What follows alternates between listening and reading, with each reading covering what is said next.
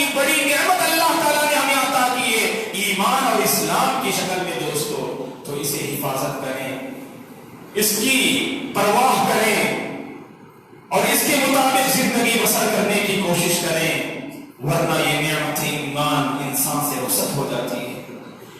اگر کوئی بندہ اس نعمت کی پرواہ نہ کرے، اگر کوئی بندہ اس نعمت کی قدر نہ کرے، اگر کوئی بندہ اس نعمت کی قدر نہ کرے اور زندگی یوں ہی بسر کرے، تو ایسے بندے کی زندگی سے نعمت ایمان رخصت ہو جاتی ہے۔ تو اسی لیے دوستو ہم میں سے ہر ایک کو اس نعمت کی حفاظت، اس نعمت کی حفاظت کرنے کی فکر کرنی چاہیے، اور اگر ہم چاہتے ہیں کہ یہ نعمت ایمان ہماری زندگی میں باقی رہے تو استقامت کے ساتھ زندگی بسر کرنے کی ضرورت ہے۔ جس بندے کی زندگی میں استقامت کی دولت نصیب ہو جائے تو کائنات کی سب سے بڑی نعمت جو نعمت ایمان اور اسلام کی شکل میں اللہ تبارک و تعالیٰ نے مسلمانوں کو عطا کیا ہے، تو یہ عظیم نعمت مسلمانوں کی زندگی میں تادم حیات باقی رہے گی، زندگی کی آخری سانس تک یہ نعمت باقی رہے گی۔ اگر مسلمانوں نے ایمان کی حفاظت کی اور حفاظت کرنے کے لیے استقامت کے راستے کو اپنانا چاہیے دوستو، استقامت یہ سب سے بڑی دولت ہے، اور یہ دولت جسے نصیب ہو جائے نعمت ایمان، یہ دولت انسان کی زندگی میں ہمیشہ باقی رہے گی۔ ورنہ اگر زندگی میں استقامت نہ ہو، ثبات قدمی نہ ہو، ثابت قدم اگر انسان ایمان پر نہ رہے، ورنہ یہ ایمان اور اسلام یہ ساری نعمتیں انسان کی زندگی سے ختم ہو جاتی ہیں۔ اور استقامت کیا ہے؟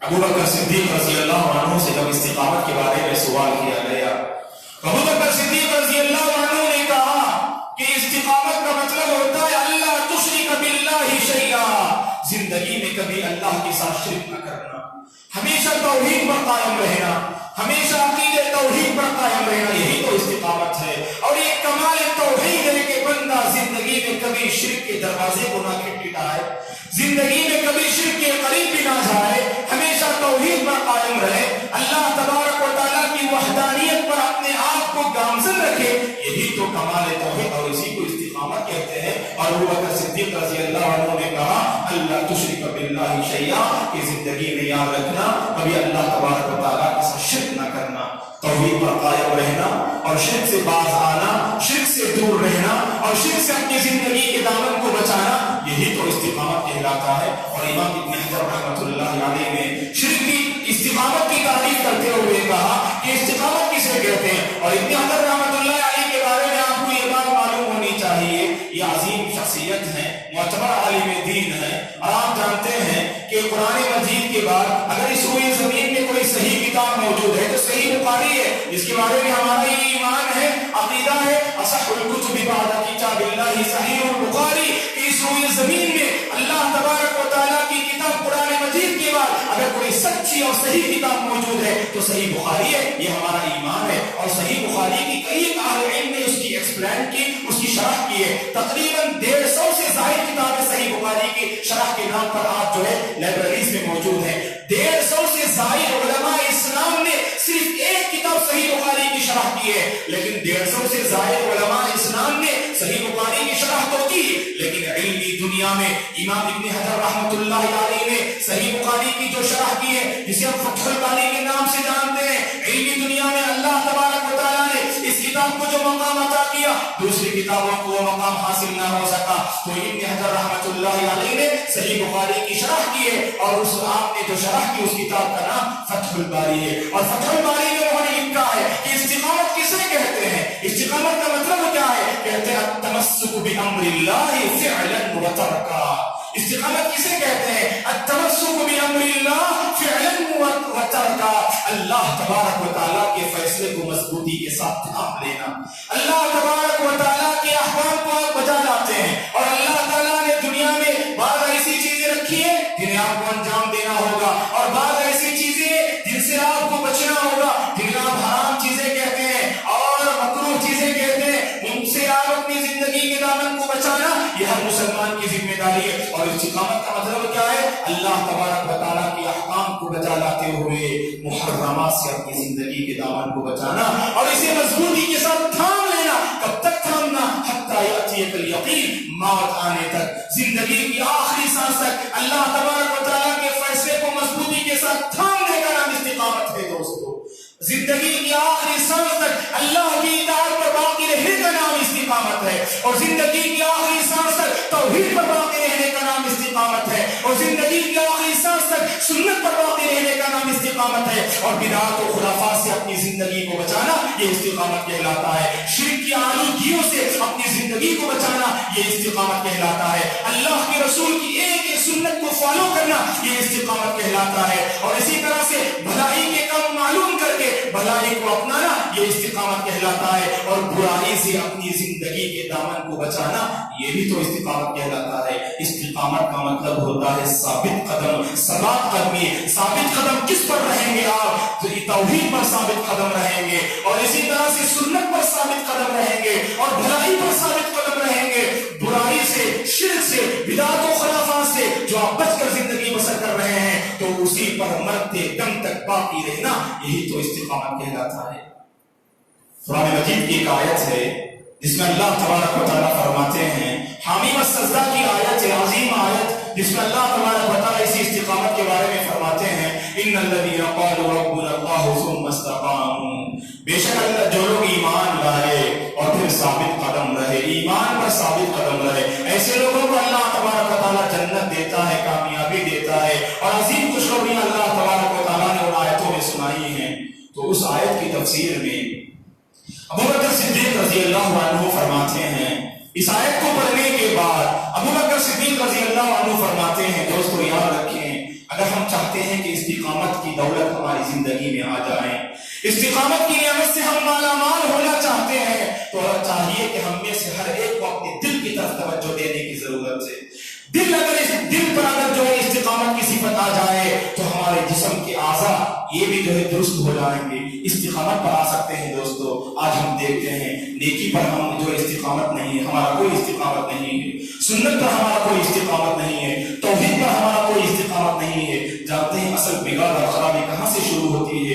دل سے اصل خرابی شروع ہوتی ہے، دل سے اصل بگاڑ شروع ہوتا ہے۔ دوستو دل ہمارے بگڑے ہوئے ہیں، اسی وجہ سے جسم کے اعضاء سے بہت ساری غلطیاں سرزد ہوتی ہیں۔ اگر دل سدھر جائے، اگر دل کی اصلاح کی طرف اگر ہم نے توجہ دی، یقیناً جسم کے سارے اعضاء اس میں آپ کو استقامت کی صفت نظر آئے گی۔ اسی لیے ابوبکر صدیق رضی اللہ عنہ نے اس آیت کی تفسیر کرتے ہوئے کہا، فمتى استقام القلب على معرفة الله ومحبته ورجائه وخوفه استقامت الجوارح كلها على طاعته فإن القلب ملك الأعضاء وهي جنوده۔ ابوبکر رضی اللہ عنہ فرماتے ہیں اگر دل سدھر جائے، اگر ثابت قدم رہ جائے، کس پر؟ اللہ کی معرفت پر، اللہ سے ڈرنے پر، اللہ کی محبت پر، اللہ سے امید لگانے پر، اور اللہ کا حقیقی ڈر پیدا کرنے پر اگر دل سدھر جائے، صحیح راستے پر آ جائے، جسم کے سارے اعضاء صحیح راستے پر آ جائیں گے۔ جانتے ہیں کیوں؟ فَإِنَّ الْقَلْبَ مَلِكُ الْأَعْضَاءِ وَهِيَ جُنُودُهُ، اس لیے کہ دل کا جو مقام ہے، دل کی جو حیثیت ہے، دل کا جو مرتبہ ہے جسم کے بقیہ اعضاء میں، دل ایک بادشاہ کی حیثیت رکھتا ہے، دل ایک بادشاہ کی حیثیت رکھتا ہے، اور جسم کے جو دیگر پارٹس ہیں، جسم کے جو دیگر اعضاء ہیں، وہ اس کے لشکر کی حیثیت رکھتے ہیں۔ اور یاد رکھیں دوستو، اگر بادشاہ صحیح سالم ہے، اگر بادشاہ درست ہے تو اس کے لشکر بھی درست ہوتے ہیں۔ اگر بادشاہ بگڑ جائے، اگر بادشاہ کے اندر خرابی پیدا ہو جائے تو اس کے لشکر سے بھی آپ امید نہیں کر سکتے ہیں۔ تو یہی بات دل کی اسی لیے دل بھی بادشاہ کی حیثیت رکھتا ہے۔ اگر ہم نے اپنے دل کو سدھارنے میں، اس کو سدھارنے میں، صحیح راستے پر لانے میں، استقامت پر لانے میں اگر ہم کامیاب ہو گئے، یقیناً جسم کے سارے اعضاء بھی سدھر جائیں گے۔ اور دل کی اصلاح کے بعد زبان کی حفاظت بہت ضروری ہے۔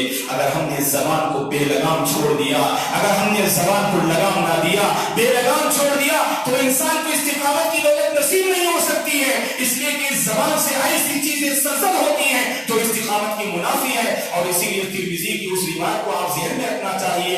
ابو سعید الخدری رضی اللہ عنہ فرماتے ہیں، ترمذی کی صحیح روایت ہے، اللہ کے رسول صلی اللہ علیہ وسلم نے فرمایا، اذا اصبح ابن آدم فإن أعضاءه تكفر اللسان اللسان تقول اتق الله فينا فإنك إن استقمت استقمنا وإن اعوججت اعوججنا. ترمذی کی صحیح روایت ہے. اللہ کے رسول صلی اللہ علیہ وسلم فرماتے ہیں جب انسان صبح کرتا ہے تو صبح کے موقع پر جسم کے سارے اعضاء، جسم کے سارے پارٹس زبان سے مخاطب ہوتے ہیں اور زبان سے کہتے ہیں اتق اللہ فینا، اے زبان تو اللہ سے ڈرنا ہم لوگوں کے سلسلے میں، تو اللہ سے ڈرنا ہم لوگوں کے سلسلے میں. فإنك إن استقمت استقمنا وإن اعوججت اعوججنا. اور یاد رکھنا زبان اگر تو سدھر جائے، اگر تیرے اندر اصلاح آ جائے تو ہم بھی صحیح سالم رہیں گے، اگر تو بگڑ جائے تو ہم بھی بگڑ جائیں گے. یہ روزانہ صبح سویرے جسم کے سارے اعضاء زبان سے مخاطب ہو کر کہتے ہیں. اور یہ ترمذی کی صحیح روایت ہے جس کے راوی ابو سعید الخدری رضی اللہ عنہ ہیں. دوستو تو اس سے ہمیں پتا چلا دل اور زبان کی حفاظت بہت ضروری ہے استقامت کے لیے.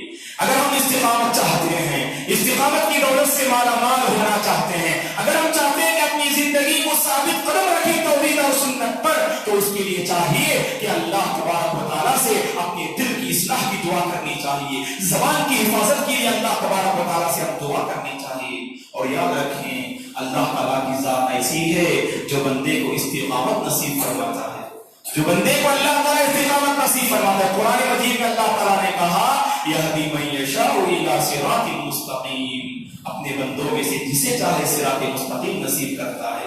یہ صراط مستقیم کیا ہے دوستو؟ ایسا راستہ جس میں کسی بھی قسم کا ٹیڑھا پن نظر نہیں آئے گا، ایسا راستہ جس میں آپ کو نافرمانی نظر نہیں آئے گی، ایسا راستہ جس میں آپ کو شرک کی بو نظر نہیں آئے گی، ایسا راستہ جس میں بدعت و خرافات نظر نہیں آئیں گے، بلکہ وہ راستہ صراط مستقیم ہے جس پر قائم ہو کر انسان اللہ تعالیٰ کی خوشنودی کا مستحق بنتا ہے، اور جس پر قائم رہ کر بندہ جنت کا مستحق بنتا ہے. یہی تو صراط مستقیم ہے جس کے بارے میں قرآن مجید میں اللہ تبارک و تعالیٰ نے کہا کہ ھذا صراط مستقیم ان اللہ ربی وربکم فاعبدوہ ھذا صراط مستقیم. اللہ تعالیٰ نے اس آیت میں کہا کہ بے شک اللہ تبارک و تعالیٰ وہ ذات ہے جو میرا رب بھی ہے اور تمہارا رب بھی ہے، اور یہی تو سیدھا راستہ ہے صراط مستقیم. اللہ نے قرآن مجید میں کہا اور اللہ سے ہمیں ماننا چاہیے اے پروردگار تو ہمیں صراط مستقیم کی دولت سے مالا مال کر، اور یہی وہ راستہ ہے جس پر قائم رہ کر بندہ اللہ تعالیٰ کی رضا کا مستحق بن جاتا ہے. اور قرآن مجید میں اللہ نے نبی کے بارے میں کہا کہ قل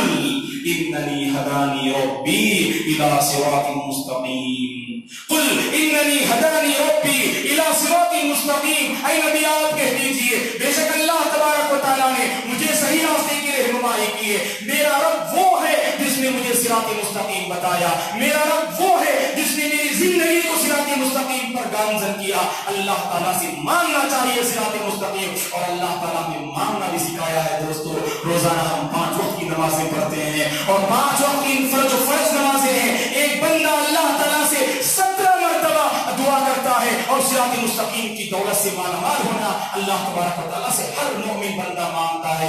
دن میں روزانہ 17 مرتبہ. اگر آپ صرف فرض نمازوں کو لے لیجیے، نفل نمازیں، سنت نمازیں، اگر بندہ اس کا عادی ہو جائے، پڑھنے والا بن جائے، تو 17 نہیں بلکہ سینکڑوں مرتبہ اللہ تعالیٰ سے بندہ کیا مانگتا ہے. سورہ فاتحہ کو پڑھ کر دیکھیے اہدنا الصراط المستقیم، اہدنا الصراط المستقیم. اے پروردگار تو ہمیں ہدایت دے. کس کی ہدایت دے؟ صحیح راستے کی ہدایت دے، صحیح راستے کی ہدایت دے. اور یہ صحیح راستہ کون سا راستہ ہے؟ صراط الذین انعمت علیہم، ان لوگوں کا راستہ جن پر تو نے انعام کیا. یہ کون اللہ کے بندے ہیں جن پر اللہ تعالیٰ کی نعمتوں کی بارش برسائی گئی؟ یہی انبیاء کرام، سلف صالحین، نیک لوگ، شہید لوگ ہیں جن کے بارے میں دوسری آیت میں اللہ تعالیٰ نے قرآن مجید میں کہا. اسی کو کہا جاتا ہے الآیات تفسر بعضها ببعض. یہ قرآن مجید کی آیتیں ایک دوسرے کی تفسیر کرتی ہیں، ایک دوسرے کی ایکسپلین اور شرح کرتی ہیں. ایک دوسری آیت میں اللہ تعالیٰ نے صراط مستقیم کے بارے میں کہا کہ وہ کون لوگ ہیں جن کی زندگی میں صراط مستقیم نظر آتی ہے. ومن یطع اللہ والرسول فاولئک مع الذین انعم اللہ علیہم من النبیین والصدیقین والشہداء والصالحین. وہ کون لوگ ہیں جن کی زندگی صراط مستقیم پر قائم تھی؟ اللہ نے اس آیت میں کہا کہ جو بندہ اللہ اور اس کے رسول کی اطاعت کرتا ہے، ایسے لوگ کل قیامت کے دن ان لوگوں کے ساتھ ہوں گے جن پر اللہ تبارک و تعالیٰ کی نعمتیں برسائی گئیں. یہ نبی ہوں گے، شہداء ہوں گے، نیک لوگ ہوں گے، سچے ہوں گے، صدیقین ہوں گے، نبی اور اسی طرح سے صالحین، شہداء اور صدیقین. اللہ تبارک و تعالیٰ نے کہا ان تمام کی زندگی کو اگر آپ پڑھ کر دیکھیں گے آپ کو پتہ چلے گا ان کی زندگی صراط مستقیم پر قائم تھی. اور یہ صراط مستقیم تو استقامت ہے دوستو، یہ صراط مستقیم استقامت ہے. اور بندہ روزانہ 17 مرتبہ اللہ تعالیٰ سے مانگتا ہے اہدنا الصراط المستقیم، اور ہمیں بار بار اللہ تعالیٰ سے پورے سچے دل سے خشوع و خضوع کے ساتھ اللہ سے مانگنے کی ضرورت ہے. اہدنا الصراط المستقیم اللہ کا قانون ہے، اللہ اس بندے کو دیتے ہیں جو بندہ اس سے مانگتا ہے. اور جو بندہ نہیں مانگتا، اللہ سے بے نیازی برتتا ہے، اللہ تعالیٰ سے بے نیازی اختیار کرتا ہے، ایسے بندے کو اللہ تعالیٰ جو ہے نہیں نوازتے ہیں دوستو. ایسے بندے کی اللہ پرواہ نہیں کرتے ہیں، اس بندے کی اللہ پرواہ کرتے ہیں، اس بندے کی اللہ لاج رکھتے ہیں جو بندہ اللہ سے مانگتا ہے اور مانگتا ہے برابر ہمیشہ مانگتے رہتا ہے. تو اہدنا الصراط المستقیم ہم اپنی دعاؤں میں مانگنا چاہیے. اللہم اہدنا الصراط المستقیم، اے پروردگار تو ہمیں صحیح راستے کی رہنمائی فرما. اور مستدرک الحاکم کی روایت ہے، ابن مسعود رضی اللہ عنہ اس حدیث کے راوی ہیں. دیکھیے اللہ کے رسول نے کیسے وضاحت کی صراط مستقیم کی، اور جو استقامت والا راستہ جس کی طرف ہر انسان کے دل میں ہونی چاہیے، جس کو حاصل کرنے کا حوصلہ ہر انسان اور ہر مسلمان کے دل میں ہونا چاہیے، یہ صراط مستقیم، یہ صحیح راستہ کیا ہے؟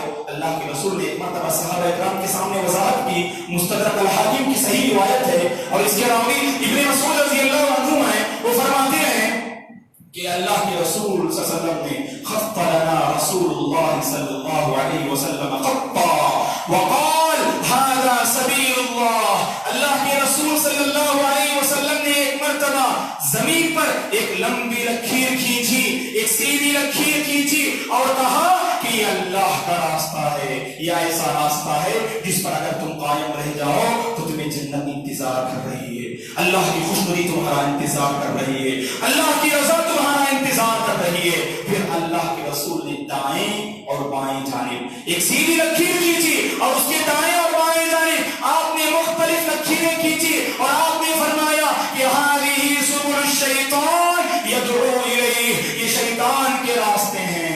سیدھا راستہ تو اللہ کا راستہ ہے، جنت کا راستہ ہے، اور اس کے دائیں اور بائیں جانب آپ نے مختلف لکیریں کھینچی اور فرمایا یہ شیطان کے راستے ہیں اور شیطان ان راستوں پر بیٹھا ہوا ہے. اگر کوئی بندہ صحیح راستے پر جانا چاہتا ہے تو کبھی خواہشات کی شکل میں، کبھی نفسانی خواہشات کی شکل میں، کبھی شبہات کی شکل میں بندے کو راستے سے روکنے کی شیطان ہر ممکن کوشش کرتا ہے. اور مخلص بندہ وہ ہوتا ہے، کامل مومن بندہ وہ ہوتا ہے جو شیطان سے مقابلہ کرتے ہوئے اپنے آپ کو صراط مستقیم پر باقی رکھتا ہے، کیونکہ اس کا مقصد اللہ کی رضا، جنت کا حصول، اور اللہ تبارک و تعالیٰ نے جو حقیقی کامیابی اہل ایمان کے لیے رکھی ہے اس کو پانا ایک مومن زندگی کا ٹارگٹ ہوتا ہے دوستو.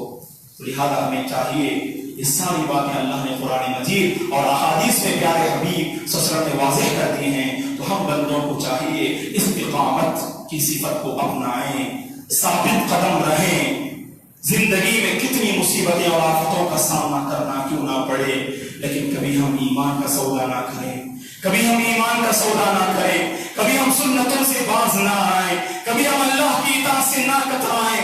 یاد رکھیں زندگی میں آفتیں آتی ہیں، مصیبتیں آتی ہیں، پریشانیاں آتی ہیں بندے کا امتحان لینے اور آزمانے کے لیے. یہ بندہ اپنے ایمان میں کتنا ثابت قدم ہے، یہ ایمان یہ آزمانے کے لیے اللہ تعالیٰ زندگی میں آفتیں لاتے ہیں. دوستو صحابہ اکرام سے اللہ کے رسول نے کیا فرمایا؟ صحابہ اکرام سے اللہ کے رسول نے فرمایا یاد رکھو ہمیشہ توحید پر قائم رہنا. وَإِن قُتِلْتَ وَإِن حُرِّقْتَ، اگر تمہیں قتل کر دیا جائے، اگر تمہیں جلا بھی دیا جائے، لیکن یاد رکھنا کبھی شرک کے دروازے کی قریب بھی نہ جانا اور توحید پر ہمیشہ قائم رہنا. یہی تو استقامت ہے دوستو، یہی تو استقامت ہے اور یہی صراط مستقیم ہے. اور اسی پر قائم رہنے کی ہمیں سے ہر ایک کو کوشش کرنی چاہیے. رمضان کے مہینے میں استقامت کی صفت تو زندگی میں، مسلمانوں کی زندگی میں ہمیں نظر آئی. مسلمانوں کی زندگی میں استقامت کی صفت اگر دیکھنا چاہتے ہیں تو رمضان کا مہینہ آپ دیکھ لیجئے، پاس چک اٹھا کر دیکھ لیجئے. कि इंसान की जिंदगी में इस्तिकामत की सिफत कैसे नजर आ रही थी। अल्लाह की इताअत, अल्लाह की इबादत, अल्लाह की बंदगी को बजा लाना, ये हर मुसलमान का ये शेवा नजर आ रहा था। लेकिन जैसे रमजान का महीना हमसे रुखसत हुआ, कितने दिन गुजर गए रमजान के महीने रुखसत हुए, बस चंद दिन हम उंगलियों पर गिन सकते हैं। लेकिन इन चंद दिनों में हमारा क्या किरदार है दोस्तों? क्या हमारी जिंदगी में इस्तिकामत है? क्या हमारी जिंदगी में साबित कदमी मौजूद है? अगर सवाब कदमी मौजूद होती, अगर इस्तिकामत की सिफत हमारी जिंदगी में मौजूद होती, तो हम अल्लाह तबारक व तआला की जैसी कुछ नाफरमानियां कर रहे हैं वैसे हम अल्लाह की नाफरमानी कभी ना करते। तो इसलिए सोचने की जरूरत है, गौर करने का मकाम है और अल्लाह ताला से मांगने का मकाम है। अल्लाह से मांगे, ऐ परवरदिगार तेरी इताअत पर मेरी जिंदगी को साबित कदम रख, तेरे रसूल की सुन्नतों पर मेरी जिंदगी को साबित कदम रख, अकीदत तौहीद पर मेरी जिंदगी को साबित कदम रख, शिर्क से, गुनाहों से, बिदअत और खुराफात से पाक मेरी जिंदगी को साबित कदम रख। ये अल्लाह ताला से हम बार बार मांगना चाहिए। दुआ है कि अल्लाह तबारक व तआला हम में से हर एक को जिंदगी की आखिरी सांस तक इताअत पर कायम रहने की तौफीक अता फरमाए, अल्लाह के रसूल की सुन्नतों को अपनाने की तौफीक अता फरमाए और अल्लाह की बंदगी जिंदगी के आखिरी लम्हे तक अल्लाह तबारक व तआला हम में से हर एक को करने की तौफीक अता फरमाए और इस्तिकामत की दौलत से हम में से हर एक मुसलमान को माला माल होने की अल्लाह तौफीक अता फरमाए। आमीन। अक़ूलु क़ौली हाज़ा व अस्तग़फ़िरुल्लाह ली व लकुम व लिसाइरिल मुस्लिमीन मिन कुल्लि ज़ंब फस्तग़फ़िरूहु इन्नहु हुवल गफ़ूरुर रहीम।